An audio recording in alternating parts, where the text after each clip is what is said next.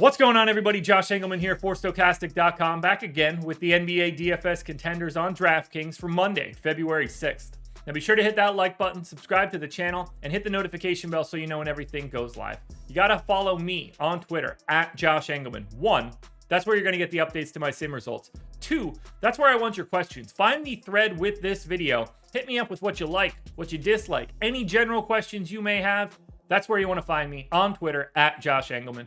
Finally, this is the big one. BetMGM is the sponsor of this video. If you click the link in the description, you'll be able to get 1 free month of Stokastic Plus Platinum and up to $1,000 in first bet insurance. Fantastic deal. I hope you guys take advantage.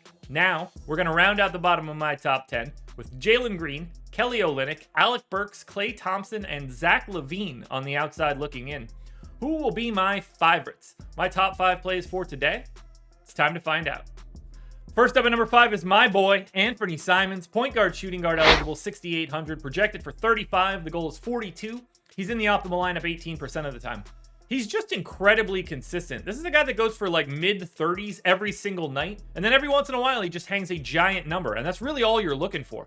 36 minutes a game, 0.95 fantasy points per minute. It's mostly scoring. 21 points, 4 assists, 3.5 boards on 24% usage. It's a he's probably gonna get a stock. I don't know why. I'm tired of talking about Anfernee Simons because everybody wants to give me crap about it. This guy just goes out there and gets 35 fantasy points a night, or he goes out and makes 9 threes like he did 2 days ago and hangs 60. He's capable of scoring in bunches for this team. No Nurkic as of right now. Maybe a little bit more scoring to go around. Nurkic does like to get his own shot. It's a competitive matchup against Milwaukee. You expect to get a ton of minutes. The price is getting a little too high, though. If that gets up over 7, it's going to be a problem. We like Simons in this 6K range and potentially a couple $100 cheaper, but I think he's very easy to get to. And the position flexibility, point guard and shooting guard, really helps to let him fit in either spot. That's 4 different roster spots.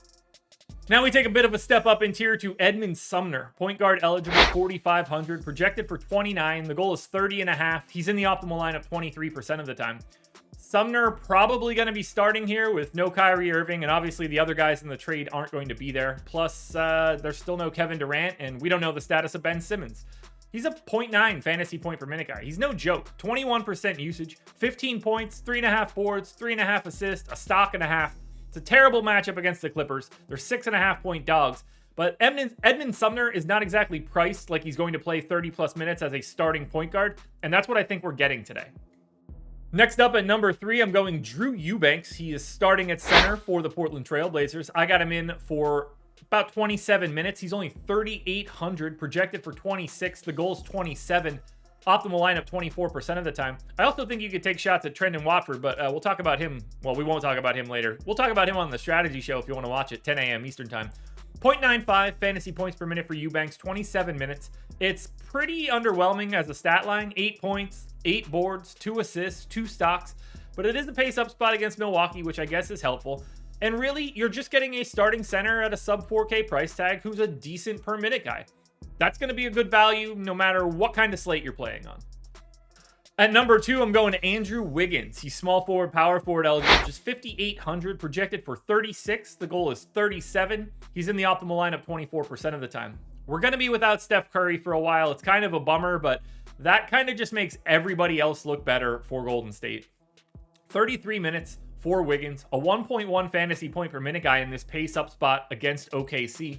We see a bit of a usage bump, 24% in this one, 20 real points. 6 boards, 2 assists, 2 stocks.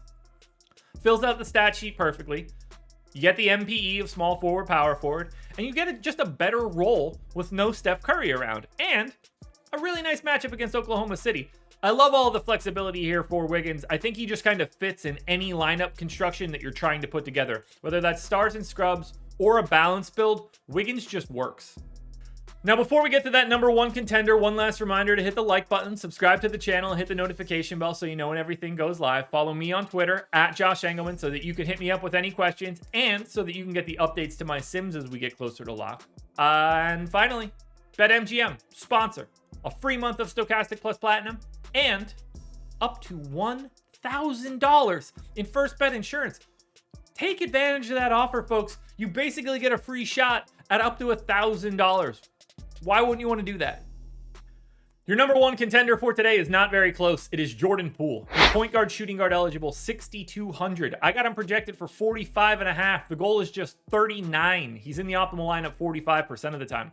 I got him playing 35 minutes as the new starter for Steph Curry. He's a completely different player when he plays without Steph. 33% usage here. 1.3 fantasy points per minute. 29.5 real points, 4 boards, 5 assists, a steal. It's a pace-up spot against OKC. The matchup's great. The positionality is great. The price is great. Jordan Poole is going to be in the 8Ks, maybe the next game, but very, very shortly with Steph out. Jordan Poole is going to be much more expensive. Today, he's essentially a free square. He's my number one contender. Don't overthink it. The simplest thing you'll do today is roster Jordan Poole. Alrighty, folks, that will do it. Those are my NBA DFS contenders on DraftKings for Monday, February 6th. Don't know how I ended up back in January.